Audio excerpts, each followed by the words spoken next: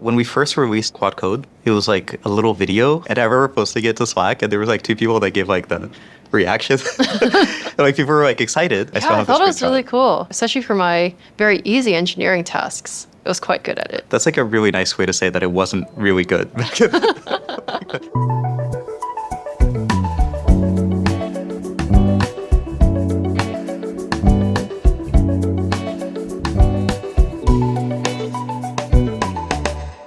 I can't believe it's only been a year since we first launched Claude Code. It's hard to remember what that was like. Like it's so different than what we're doing today. Like now I just have like armies of agents that are doing stuff. Like I'm prompting one agent, or I have like an agent that's like prompting agents that's prompting agents, and it's like a tree of like thousands of agents. But I think it's just like the most important idea when working on this stuff is like every single time Claude makes a mistake, I don't tell Claude to do it differently. I tell it to write it to the Claude.md.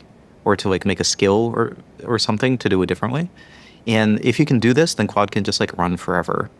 And I think the other thing that we kind of realized is the verification is really important. Like we didn't realize that. I hear this come up a lot with developers and enterprises that we meet with. What are your tips for making Claude Code really good at verification? I sort of feel like this is this thing that just like everyone misunderstands. Because whenever we talk about verification, people are thinking like unit tests, or they're thinking like lint or like type check.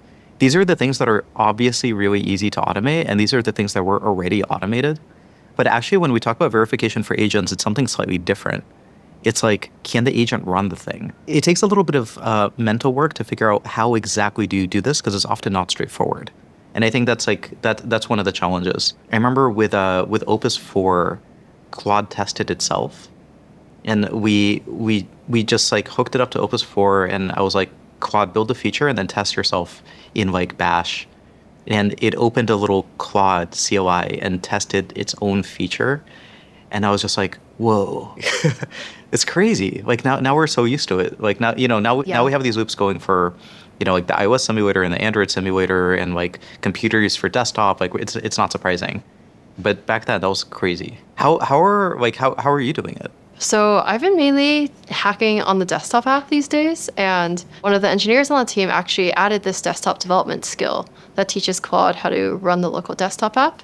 And I've been having it use it, and it still runs into issues or like bugs with the staging environment sometimes. And so what I have it do is in those cases, I have it read Slack and understand, hey, is staging down right now? Or has someone else already hit this? And then when it debugs the whole issue, I tell it to update the desktop development skill. What this skill does is Claude actually spins up a local desktop app, and it uses computer use to click around on it. And so when I add a new UX, it clicks around to invoke the new UX. It also tests edge cases, and when there's an issue, it fixes it and rechecks. This is like honestly one of my favorite things about this team is everyone codes. I've never been on a team where my PM would code, and it's like crazy, and like your code is like really good. Like you're too nice. But I also just feel like it's also just becoming easier, because it's like essentially like Claude writes the code, and so what matters a little more is like what's the idea that you have. And I feel like if you're a person that has like the product context and the business context, and you're thinking about the design and the user, you're just going to come up with better ideas. It's kind of like all the roles are merging. I remember seeing Megan, our designer's PRs, and I was just horrified at the beginning. I was like, oh my God, why is Megan putting up PRs? And then she was like, yeah, I'm fixing the button. And I was like, okay, all right, well, the code looks good. So maybe it's fine. And I feel like now it's just like, it's totally normal. Yeah. And we see this across all the enterprises we talk with. Like it's the engineers adopt Claude Code first.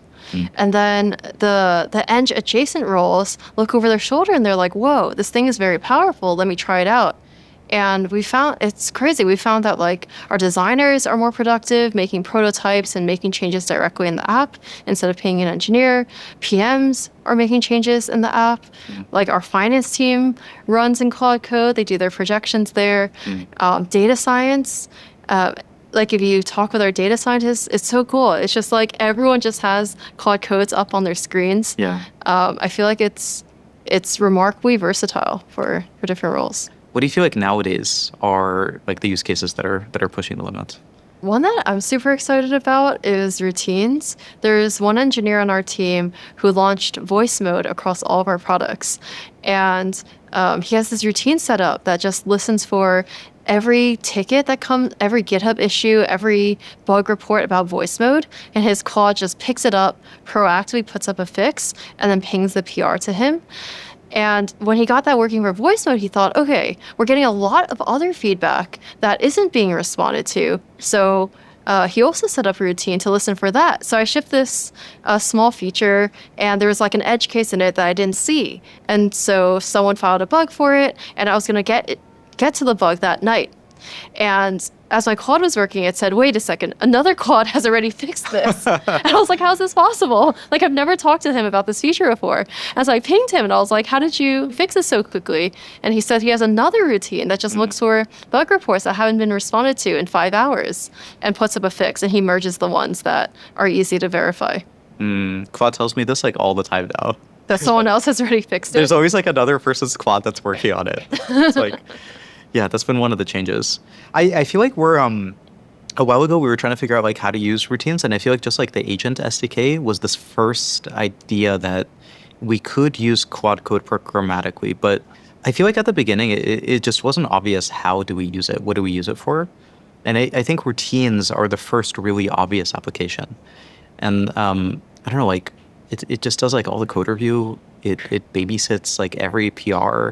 You remember back in the day, you used to actually have to like respond to code review comments. You used to have to like fix CI. You used to have to rebase. Yeah.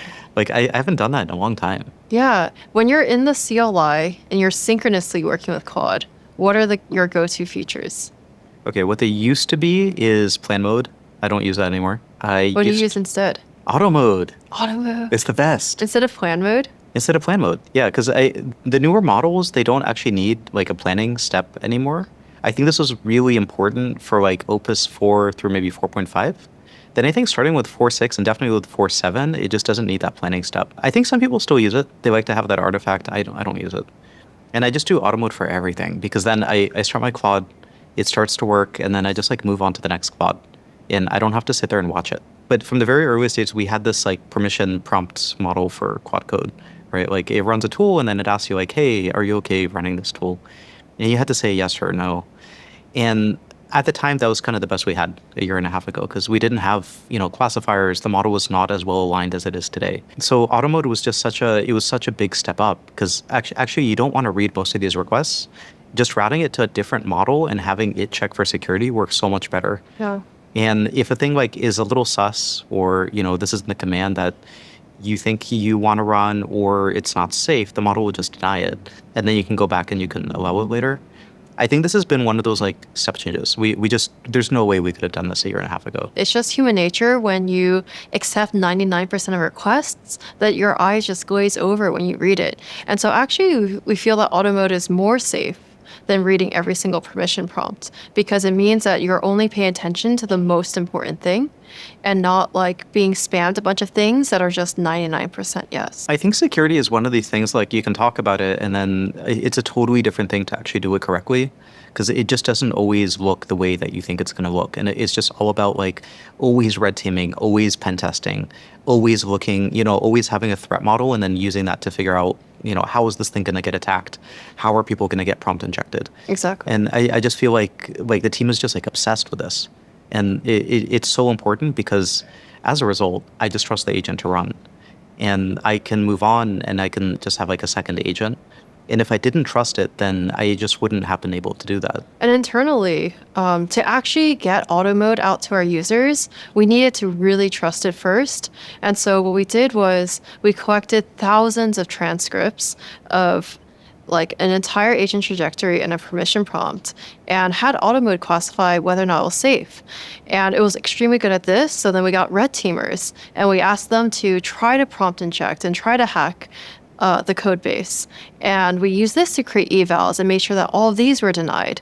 And then we had our own internal teams try to prompt inject and hack Claude Code, Claude Code's auto mode. And then we improved auto mode to make sure that we caught all of these. So it's not only just protecting you against the vulnerabilities that are out there in the wild today, but the most intelligent attacks that we can construct. Yeah, I mean, it's honestly like a weird approach. I feel like there's like all these features the last year where the first time someone pitched it, I was like, no way, that's not gonna work.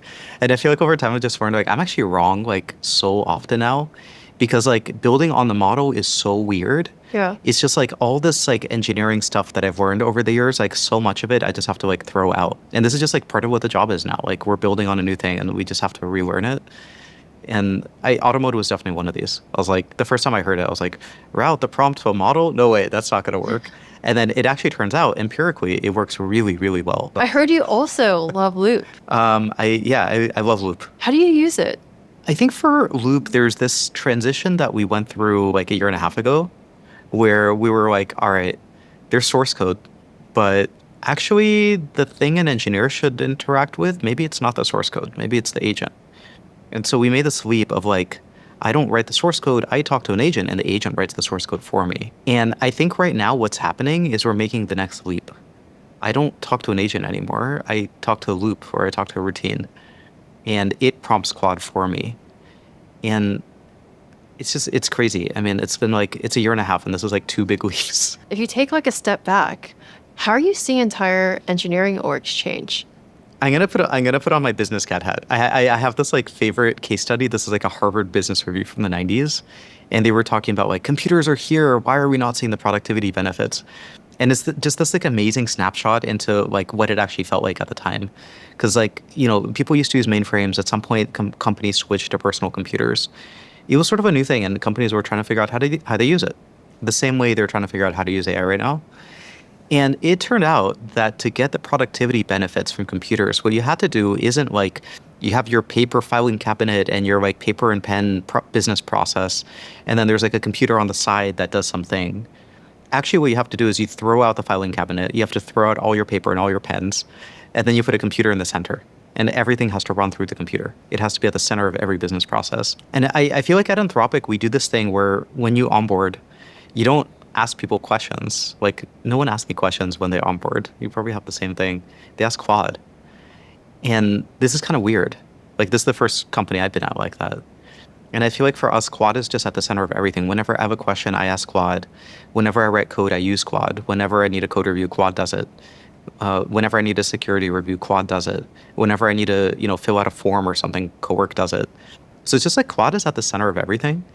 And I feel like the companies that are really figuring it out, and there's a bunch of them now, they're just putting Claude at the center of it. And I think for computers, the transition took 10 to 15 years. But actually for AI, because so much of our work is already digitized, and Claude can use a computer, and it can write code and run code, this transition's happening a lot faster. I think it's just really exciting. Like, I feel like now I don't have to bug people anymore. And when I interact with people, it's because it's like fun and I get to collaborate with them on stuff and we get to create something together. It's not that like I need something, from them, because like Claude can actually do a lot of that stuff now. And I also feel like as an engineer, I've just never had this much fun doing engineering, because the tedious part I don't have to do. Like I'm just coming up with ideas. I'm talking to customers, and every idea, I don't have a to-do list anymore. Like Claude just builds everything. And so my job is to come up with these ideas, and it's just so fun. Okay, so here's a question. Is the future product or engineering? Like, is everyone going to be a PM or is everyone going to be an engineer? Everyone's going to be both. I feel pretty strongly that these roles are merging. Like when we look at our team, our product team all writes code. Our DevRel team all writes code. Our design team all writes code. And then we look at our engineers, and a lot of them ship products end to end.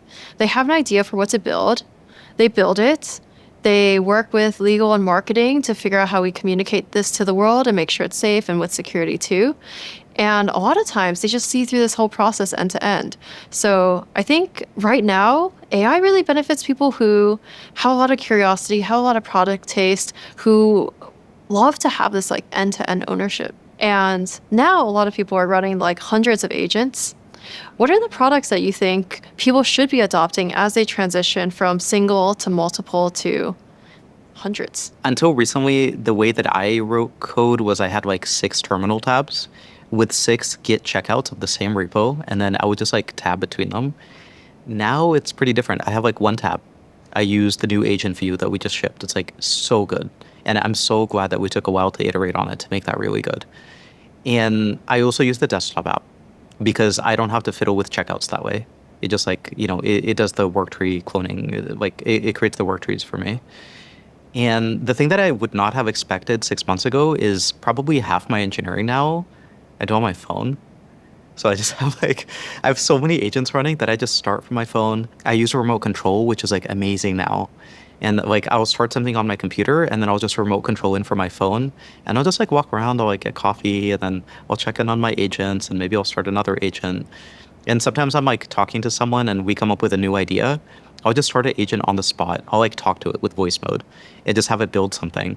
And I don't even have to go back to my computer anymore. I remember when you started doing this because you would actually leave work, have your computer on your desk open, plugged in, screen locked, and I just thought you would come back to the office at some point to get your computer.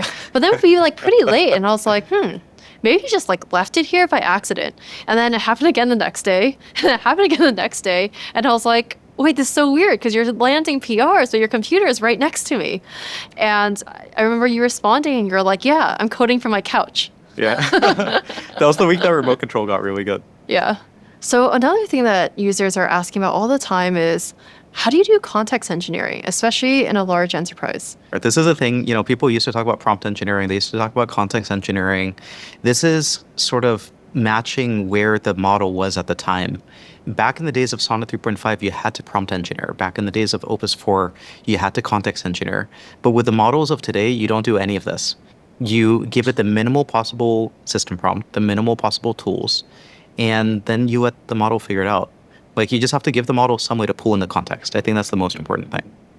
How do you think about it? I see things very similarly. I'm a context minimalist, so my general philosophy is tell the model only what it needs to know and let it figure out the rest of it. I think when you give the model too much context, it's kind of like you're micromanaging it. And sometimes the model knows a better way to get to the same outcome. And I personally prefer to give the model that freedom to do that. And then in general, we're also making our harness more lean so that you have more room for your own prompts. And so that follows your prompts better. There's all these different ways to use Claude now. But I feel like in a year, it's going to be a totally new set of things. And it's going to be so surprising if it's still these same things. Because I think we're seeing these giant trends happening right now. Agents are running for longer. They're more autonomous. Very rarely am I running one agent at a time. It's usually a few agents or dozens or hundreds or thousands. And so the form factor for that, it's going to be really different than what came before. And I don't know what it's going to be. And I think in a large part, it's going to be up to the team to figure it out. And this is why I'm so happy we run the team the way that we do, where everyone just comes up with ideas and everyone is able to think about the product. Everyone talks to users all the time because I don't think these ideas are going to come from us. It's going to come from the team. Totally. And from everyone in our community building with us.